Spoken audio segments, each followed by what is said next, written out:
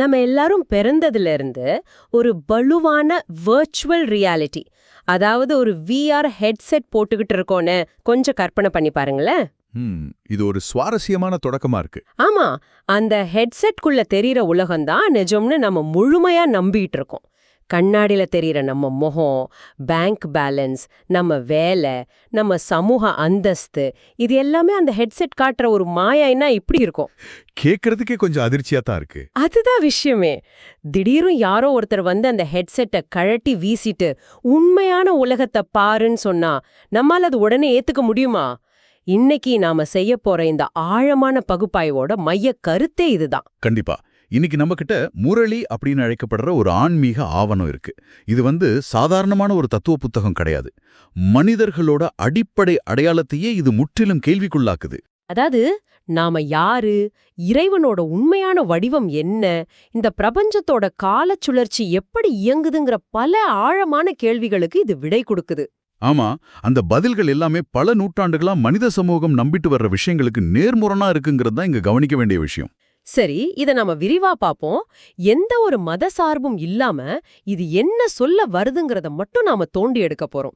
இந்த உரையின் மிக முக்கியமான அடிப்படை தத்துவமே நான் ஆரம்பத்துல சொன்ன அந்த விஆர் ஹெட்செட் உதாரணம் தான். அதாவது மனிதர்கள் தங்களை ஒரு உடல்னு நினைக்கிறத முழுமையா விட்டுறணும்னு இந்த ஆவணம் சொல்லுது. கரெக்ட். அந்த உடல்ங்கிற உணர்வு தான் தேக அபிமானம். அதுக்கு பதிலா மனிதர்கள் தங்களை ஒரு புள்ளி போன்ற, அதாவது கண்ணுக்கு தெரியாத ஒரு ஒளியான ஆத்மான்னு உணரணுமா. இது கேட்கறதுக்கு ஏதோ ஒரு சாதாரண தியான குறிப்பு மாதிரி உங்களுக்கு தோணலாம். ஆனா இதை நடைமுறையில செய்யறது எவ்வளவு கஷ்டம்னு கொஞ்சம் யோசிச்சு பாருங்க.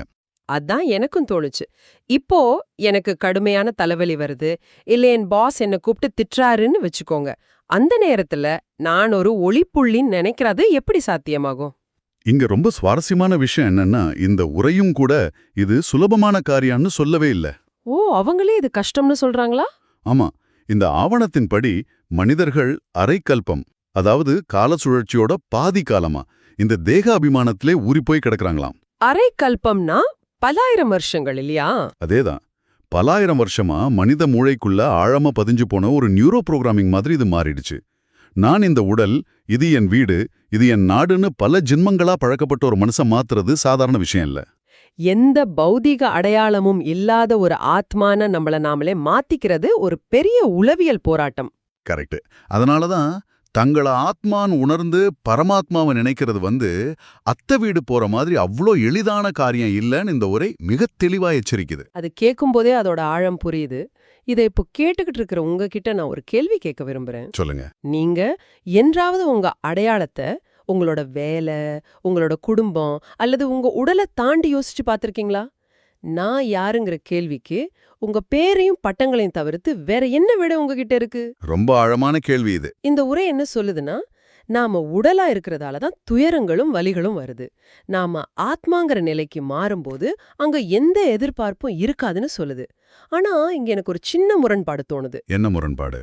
நாம இந்த உலகத்துல வாழும்போது நம்மள சுத்தி இருக்க பௌதிக விஷயங்கள்ல இருந்து முற்றிலுமா துண்டிச்சுக்கிறது எப்படி சாத்தியம்? எல்லாரும் காட்டுக்கு போய் தவம் செய்ய முடியுமா? இல்ல. இந்த ஆவணம் உலகத்தை விட்டு ஓடி போய் காட்டுல தவம் செய்ய சொல்லல. அதுதான் இங்க கவனிக்க வேண்டிய மிக முக்கியமான விஷயம். அப்போ என்னதான் செய்ய சொல்லுது? இது பற்றற்ற நிலை, அதாவது டிட்டாச்மெண்ட் பத்தி பேசுது. ஒரு உதாரணத்துக்கு, நீங்க ஒரு நாடகத்துல நடிக்கிறீங்கன்னு வச்சுப்போம். மேடையில நீங்க ஒரு அரசராவோ இல்ல ஒரு பிச்சைக்காரனாவோ நடிக்கலாம். சரி. ஆனா நாடகம் முடிஞ்ச உடனே நீங்க அந்த கதாபாத்திரம் இல்லைங்கிற தெளிவு உங்களுக்கு இருக்கு இல்லையா? அப்படியே. அதே போலதான் இந்த உலகத்திலே நீங்க வாழணும்னு இது சொல்லுது. ஓ, அப்போ ஒரு தாயா, அதிகாரியா, நண்பனா நம்ம பாத்திரத்தை நாம சிறப்பா செய்யணும். ஆனா உள்ளுக்குள்ள நாம ஒரு ஆத்மாங்கிற விழிப்புணர்வோட இருக்கணும். அப்படிதானே? மிகச்சரியா சொன்னீங்க. அகில உலகையும் இயக்குற அந்த பெரிய நாடகத்துல நீங்க வெறும் ஒரு ஆத்மாங்கிற உணர்வோட உங்க பாத்திரத்தை ஏற்று நடத்துங்கன்னு இந்த உரை வாதிடுது. ஆஹா, அது ஒரு அருமையான விளக்கம். நாடகத்துல நடிக்கிற மாதிரி வாழணுங்கிறது ஒரு புறம் இருக்கட்டும், இந்த முழு உலகத்தோட காலக்கோட்டைய இந்த உரை எப்படி மாத்தி எழுதுதுங்கிறத நாம அடுத்து பார்க்கணும். ஆமா, இந்த ஆவணத்தோட மிக மிக சுவாரஸ்யமான, அதே சமயம் பலருக்கும் அதிர்ச்சியான பகுதி இதுதான். இதுல ஒரு விசித்திரமான புவியியல் குறிப்பு ஒன்னு இருக்கு. அதாவது பழைய உலகம் அழிஞ்சு புதிய உலகம் ஒன்னு உருவாக போகுதுங்கிறத மனிதர்கள் உணர்ந்தா பாம்பாயில இருந்து மவுண்ட் அபு வரைக்கும் மக்கள் வரிசையில நிப்பாங்களாம். இது என்ன கணக்கு? அது ஒரு உருவகமா சொல்லப்பட்ட விஷயம். இந்த ஆவணங்கள் வெளியேற பிரம்மா குமாரிகள் இயக்கத்தோட தலைமையகம் மவுண்ட் அபுல இருக்கு. ஓஹோ, அப்போ நிஜமாவே உலகம் அழியப் போகுதுன்னு தெரிஞ்சா மக்கள் அங்க ஓடி வருவாங்கன்னு சொல்றாங்களா? ஆமா, பழைய அமைப்புகள் எல்லாமே தகர்ந்து ஒரு புதிய தெய்வீக உலகம் வரப்போகுதுன்னு மனிதர்களுக்கு உண்மையாவே தெரிஞ்சிட்டா அவங்க சொத்து, வேலை எல்லாத்தையும் தூக்கி எறிஞ்சிட்டு இறைவனோட ஞானத்தை தேடி லட்சக்கணக்கில் வரிசையில் நிற்பாங்கன்னு உருவகப்படுத்துது. ஆனா இங்க தான் எனக்கு மிகப்பெரிய சந்தேகம் வருது. ஒருவேளை உண்மையிலே உலக அழிவு வரப்போகுது, பழைய உலகம் முடியப் போகுதுன்னு இந்த உரை தொடர்ந்து எச்சரிச்சுக்கிட்டே இருக்கே, அப்புறம் ஏன் மக்கள் இன்னும் பயப்படாம இருக்காங்க? கரெக்டான கேள்வி. எத்துக்காக யாருமே அந்த மவுண்ட் அபுவ நோக்கி ஓடல?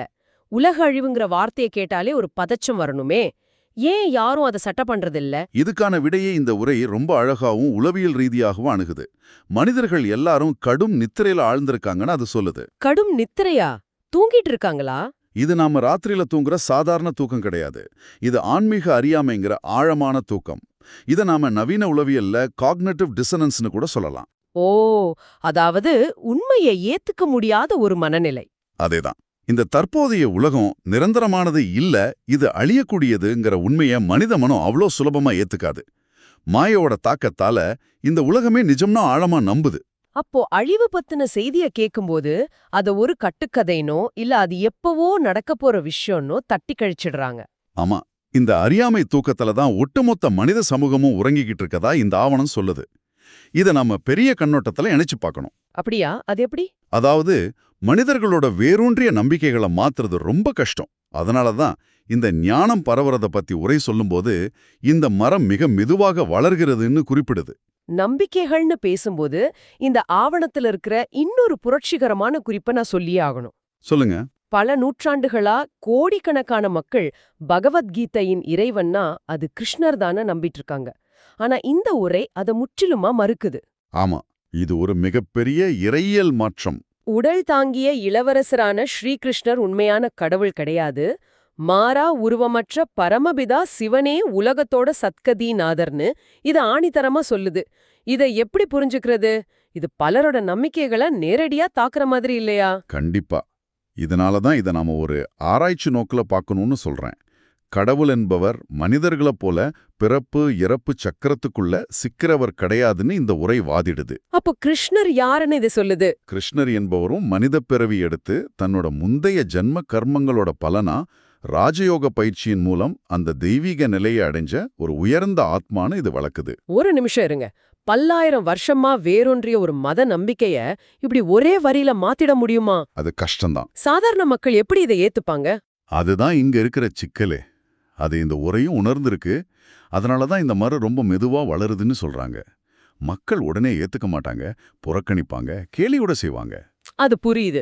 சரி, இந்த உலக அழிவு புதிய உலகம்னு பேசுறோமே, இந்த முழு கால சுழற்சியையும் இந்த ஆவணம் எப்படி பாக்குது? இது வரலாறுங்கிறத ஒரு நேர்கோடா பார்க்காம ஒரு சக்கரம் மாதிரி சுழற்சியா பாக்குது. ஆமா, பழங்கால இந்தியாவ இது ஒரு மலர் தோட்டமா விவரிக்குது. ஆனா அந்த மலர் தோட்டம் இப்போ முட்களின் காடா மாறிடுச்சுன்னு ஒரு வேதனையான ஒப்பீட்டை முன்வைக்குது. கரெக்ட். மேற்கத்திய வரலாறு எப்போதுமே காலத்தை ஒரு நேர்கோட்டில தான் பயணிக்கிறதா நம்புது. நாம பழங்காலத்துல இருந்து இப்ப முன்னேறி வந்திருக்கோம்னு நினைக்கிறாங்க. ஆனா இவங்க தத்துவம் முற்றிலும் வேற. அதோட நிக்காம பிராமணர், அதுக்கு பின் தேவதை, அப்புறம் சத்திரியர்னு மதங்களோட வீழ்ச்சிப்படிய பத்தியும் பேசுது. அதுக்கப்புறம் தான் இஸ்லாம், பௌத்தம், கிறிஸ்தவம் ஆகிய பிரதான மதங்கள் வரிசையா வந்துச்சுன்னு குறிப்பிடுது. ஆரம்பத்துல முதல்ல உலகம் ஒரு உச்சகட்ட தூய்மையில இருந்துச்சு. அது சத்தியுகம்னு சொல்றாங்க. அங்க இருந்த ஆத்மாக்கள் எந்த குறையும் இல்லாம வாழ்ந்தாங்க. அதுதான் அந்த மலர் தோட்டம். இந்த இடத்துலதான் எனக்கு ஒரு வலுவான கேள்வி வருது. அவ்வளவு அழகான ஒரு மலர் தோட்டமா இந்த உலகம் இருந்திருந்தா நாம எப்படி அந்த நிலையிலிருந்து கீழே விழுந்தோம்? ரொம்ப முக்கியமான கேள்வி இது. முட்டுகளின் காட்டுக்கு நாம எப்படி வந்து சேர்ந்தோம்? எந்த ஒரு வெளிநாட்டவரோ இல்ல ஒரு விண்கலோ வந்து அந்த தோட்டத்தை அழிக்கலையே. பின்னாடி நம்மள வீழ்த்துனது யாரு? எங்கிருந்து வந்துச்சு இந்த மகா பெரும் வீழ்ச்சி? இதுக்கும் ஒரே மிக தெளிவான ஒரு உளவியல் பதில தருது. இது எந்த ஒரு வரலாற்று தலைவனையோ இல்ல இயற்கை சீற்றத்தையும் கை காட்டல. ராவணன்கிற மாயதான் இதுக்கு காரணம்னு சொல்லுது. ராவணனா? புராணத்துல வர்ற 10 தல அரக்கனா? இல்ல, கவனிங்க. இந்த உரையின்படி ராவணன்கிறது இலங்கை ஆண்ட அரக்கன் கிடையாது. வரலாறு ஒரு நேர்கோட்ல பயணிக்கலங்கிறத நம்ம இங்க திரும்பவும் ஞாபகப்படுத்திக்கணும். யாருதான் அந்த ராவணன்? மனிதர்களோட உள்ளே இருக்கிற 5 விகாரங்களான காமம், கோபம், பேராசை, பற்று, அகங்காரம், இந்த 5 குணங்களோட தொகுப்பு தான் ராவணன்னு இந்த ஆவணம் ஆணித்தரமா வாதிடுது. ஓ, அப்ப ராவணன் வெளியே இல்ல, நமக்குள்ளே இருக்கானா? ஆமா, இந்த 5 விகாரங்கள் தான் மனிதர்களை தேக அபிமானத்துல தள்ளி ஆத்மாவோட சக்தியை உறிஞ்சி ஒருத்தரை அழிக்க வச்சு உலகத்தை முட்களின் காடா மாத்திருக்கு. உதாரணத்துக்கு பற்றுங்கிற ஒன்னு எடுத்துக்கிட்டா, நிரந்தரமில்லாத ஒரு உலகத்துல உடலின் மீதும் பொருள் மீதும் வைக்கிற அதீத பற்று தான் எல்லா வழியையும் கொடுக்குது. அதேதான், இந்த 5 விகாரங்கள் தான் அறக்கல்பமா மனிதர்களை பாவங்களை செய்ய வைக்குதுன்னு இந்த உரை சொல்லுது. அதாவது ராவணன் ஒரு சாஃப்ட்வேர் வைரஸ் மாதிரி நமக்குள்ள உட்கார்ந்துகிட்டு ஒட்டுமொத்த மனித குலத்தோட ஆபரேட்டிங் சிஸ்டத்தையே கெடுத்து வச்சிருக்கான்னு சொல்றீங்க. இது ரொம்ப சுவாரஸ்யமான பார்வை. கண்டிப்பா. முட்களின் காடா மாறின இந்த உலகம் மீண்டும் மலர் தோட்டமா மாறணுமே, அதுக்கு இந்த உரை சொல்லும் தீர்வுதான் ராஜயோக பயிற்சி. இந்த தியானம் ஒரு மனிதனை பிச்சைக்காரன்ல இருந்து இளவரசனா மாத்தும் வல்லமை கொண்டதுங்குது. ஆமா, இது எப்படி புரிஞ்சுக்கிறது? பிச்சைக்காரன்னா பொருளாதார ரீதியா பணம் இல்லாதவனா? இல்ல, இது பொருளாதாரத்தை பத்தினது கிடையாது. தேக அபிமானத்துல சிக்கி காமம் கோபத்துக்கு அடிமையாகி நிம்மதி இல்லாம தவிக்கிற மனிதனை தான் இது பிச்சைக்காரன்னு சொல்லுது. ஓ, அப்ப பேங்க்ல கோடி கோடியா பணம் இருந்தாலும் நிம்மதி இல்லனா அவன் பிச்சைக்காரன் தானா? நிச்சயமா.